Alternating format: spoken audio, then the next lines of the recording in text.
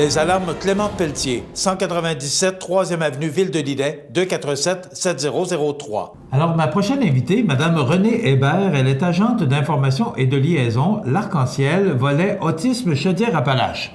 Bonjour, Mme Hébert. Bonjour, bonjour. Vous allez bien? Ah oui, ça va très bien. Bon, passez une belle fin de semaine? Oui, oui. Relaxant, parce que vous n'avez pas tellement le temps de relaxer à la maison d'Arc-en-Ciel. Non, on a profité en fin de semaine. Là, on se prépare vraiment pour un gros mois. Oui. Le mois d'avril, qui est le mois de l'autisme, donc...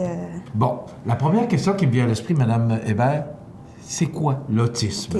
Okay. L'autisme, c'est un trouble neurologique qui affecte le développement du cerveau.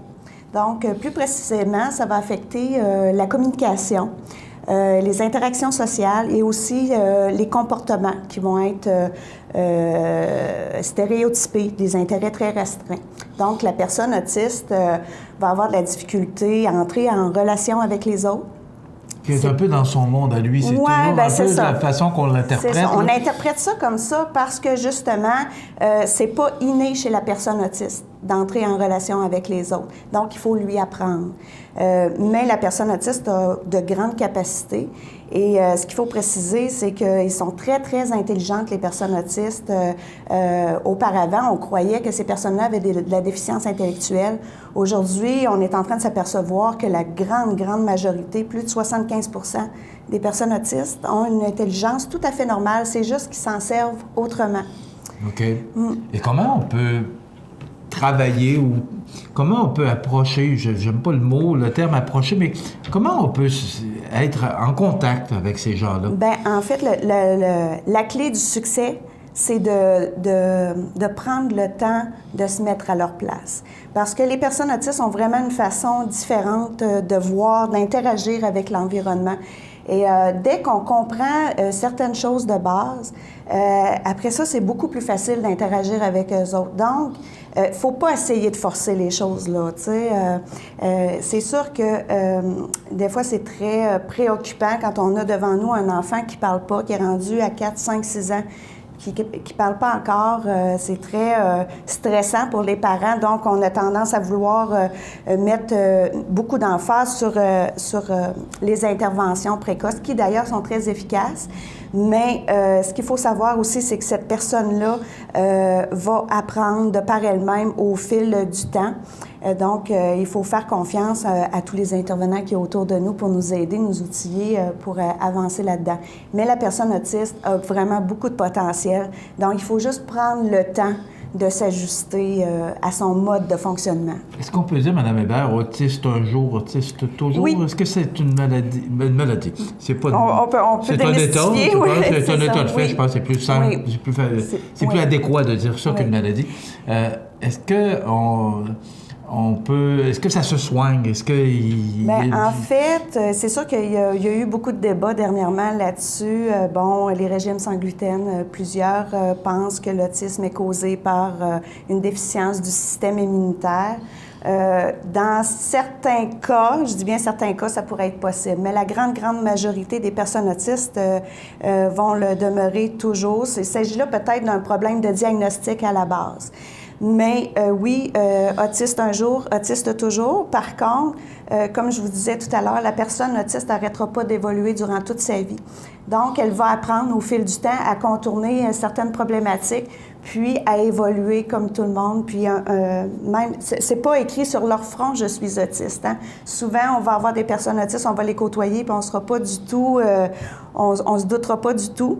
C'est sûr que dans des cas, c'est des atteintes plus sévères, mais il y a beaucoup, beaucoup d'autistes qui sont là parmi nous, puis qui font leur vie comme tout le monde. OK. Maintenant, on parle du volet autisme Chaudière-Appalaches de l'Arc-en-Ciel. Oui. Qui êtes-vous? Bien, c'est vraiment un volet spécifique de l'Arc-en-Ciel. Nous, on offre des services d'information, de sensibilisation, de soutien aux familles, mais pour toute la région Chaudière-Appalaches. C'est le CIS Chaudière-Appalaches qui nous a donné ce mandat-là. Donc, plus précisément, on va s'attarder beaucoup au soutien aux familles parce que on s'est rendu compte dès les premiers instants où on a eu ce mandat-là que c'était vraiment au niveau de l'information aux familles où est-ce qu'il y avait un manque. Parce que les familles reçoivent le diagnostic, se retrouvent sur des listes d'attente pour recevoir des services de réadaptation ou peu importe les services. Puis, ils se demandent qu'est-ce que je fais avec ça. Je viens de recevoir un diagnostic d'autisme pour mon enfant. C'est quoi l'avenir pour cet enfant-là? Il faut répondre à ces questions-là. Même si on peut penser qu'il est tôt pour penser qu'est-ce qu'il va faire quand il va être adulte, au moment où on reçoit le diagnostic, même si notre enfant a 4-5 ans, c'est toutes ces questions-là qui se posent. Va-tu être capable d'aller à l'école? Va-tu être capable de... Donc, nous, on va comme prendre en charge le parent à ce moment-là, dans le sens qu'on va lui fournir toute l'information qu'il a besoin. D'ailleurs, on avait l'an dernier édité ce guide-là, le guide d'information et de sensibilisation à l'intention des familles et des intervenants, justement pour les outiller dès le moment où ils reçoivent le diagnostic. Guide d'information et de sensibilisation à l'intention des familles et des intervenants. Et ça, c'est pour l'autisme? Oui, spécifique à l'autisme. Particulièrement, oui. Dans le fond, à l'intérieur de ce guide-là, vous avez toutes les informations dès le moment où est-ce qu'on a une suspicion. On dit, bon, ben je pense que peut-être on s'oriente vers l'autisme. Quel service, c'est quoi les démarches que je dois faire? Puis après ça, quand j'ai mon diagnostic, c'est à quelle porte je vais cogner pour recevoir de l'aide. Donc, c'est un peu ça, entre autres, qu'est-ce qu'on fait avec le volet autisme, mais pour toute la région Chaudière-Appalaches. Dites-moi, pourquoi un mois de l'autisme? Bien, en fait, le mois de l'autisme, ça fait quand même quelques années que ça existe. Ça a pris naissance aux États-Unis dans les années 70. Et puis, au Québec, avec la Fédération québécoise de l'autisme, c'est depuis le milieu des années 80 qu'on dédie un mois à l'autisme. Donc, c'est spécifiquement ce mois-là où est-ce qu'on met l'accent pour faire de la sensibilisation, dans le fond, pour valoriser justement le potentiel des personnes autistes. La Maison de l'Arc-en-Ciel, parce que vous travaillez, vous êtes, Oui. Vous êtes agent d'information et de liaison de la Maison de l'Arc-en-Ciel, c'est pas juste l'autisme. Non. C'est qu'on vient en aide, puis moi, c'est bien important parce que on connaissait peu votre mission avant, la Maison de l'Arc-en-Ciel, et je pense que on travaille justement à faire connaître les actions, tout ce que vous faites.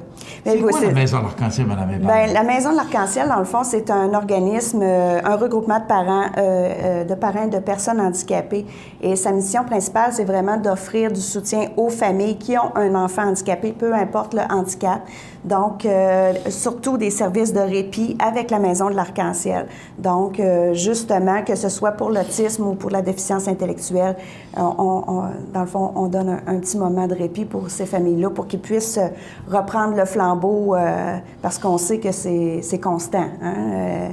L'enfant, il vit avec ce handicap-là à tous les jours. Donc, c'est important d'offrir des... Et les parents aussi, parce que c'est dur comme parents d'avoir de savoir que nos enfants peuvent être atteints de telle ou telle maladie. Oui. C'est très difficile. Oui. Donc, c'est un soutien d'abord moral, mais aussi c'est que on a besoin de se sortir un peu du quotidien, d'avoir des activités comme couple, parce que c'est difficile de vivre ces situations. Je vous dirais qu'on sert aussi un peu de point de rassemblement. C'est que quand on a un enfant qui a un handicap, le fait de connaître d'autres parents aussi, qui ont des enfants handicapés. D'échanger entre parents, ça vient faire une grosse partie du travail aussi, de ne pas se sentir seul. Donc, l'Arc-en-Ciel vient aussi comme amalgamer toutes ces petites choses-là pour que les familles se sentent un petit peu moins seules. L'autisme, bon, c'est pas... Est-ce que ça tend à changer, diminuer? Parce qu'on a aujourd'hui tellement de façons de voir avant l'accouchement.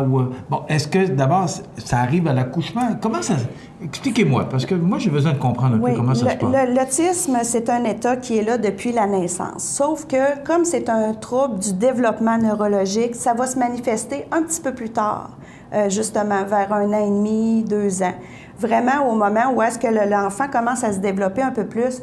Puis là, on dit, bon, mais il me semble qu'il ne parle pas beaucoup, il parle pas, il ne nous regarde pas dans les yeux, il pointe pas d'objets, il s'amuse bizarrement avec ses jouets. Au lieu de faire rouler ses petites autos, il va plutôt les aligner une après l'autre. C'est des petits signes qui peuvent justement nous mettre la puce à l'oreille. Et comme c'est ça, c'est développemental, donc à un moment donné, vers 3-4 ans, là, c'est là qu'on peut se dire, ben là, je pense qu'il faut aller consulter, il y a peut-être un petit problème.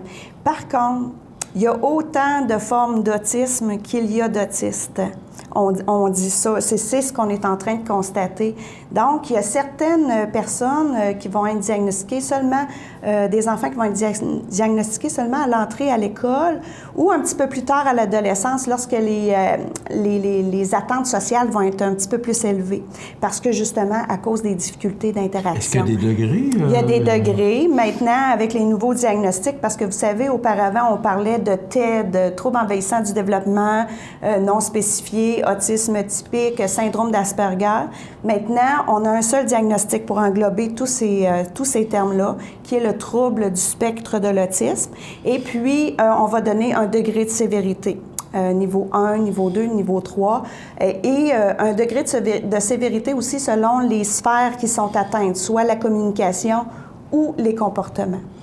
Rapidement, il y a le Faire briller le Québec en bleu le 2 avril dans le cadre du début du mois de l'autisme, parce que c'est tout le mois d'avril. Moi, je pensais que c'était une semaine, mais c'est un mois. C'est tout le mois d'avril. Nous, on organise toutes sortes d'activités durant le mois d'avril. C'est sûr que le 2 avril, c'est la journée mondiale de sensibilisation à l'autisme. Donc, on invite tous les gens à se vêtir en bleu, à éliminer les maisons en bleu.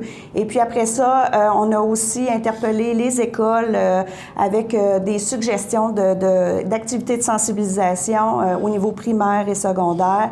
On a une belle activité le 16 avril à Scott, à la Cache à Maxime, qui est un petit peu plus centrale pour Chaudière-Appalaches. Donc, une journée de conférence qu'on fait le 16 avril.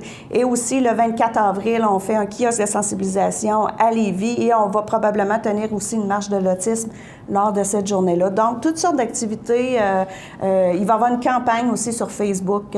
Donc, tout le monde va pouvoir participer à afficher nos couleurs en soutien à la cause de l'autisme. Merci. Ça va nous aider à mieux faire connaître cet état de fait qu'est l'autisme. Merci d'avoir été avec nous, Mme Renée Hébert, agente d'information des liaisons L'Arc-en-Ciel, volet autisme Chaudière-Appalaches. La maison L'Arc-en-Ciel, c'est sur l'avenue Sainte-Marie, 25 Sainte-Marie, 248-3055. Vous avez des besoins, n'hésitez pas. La maison L'Arc-en-Ciel est là pour vous. Merci, Mme Hébert. Merci à vous.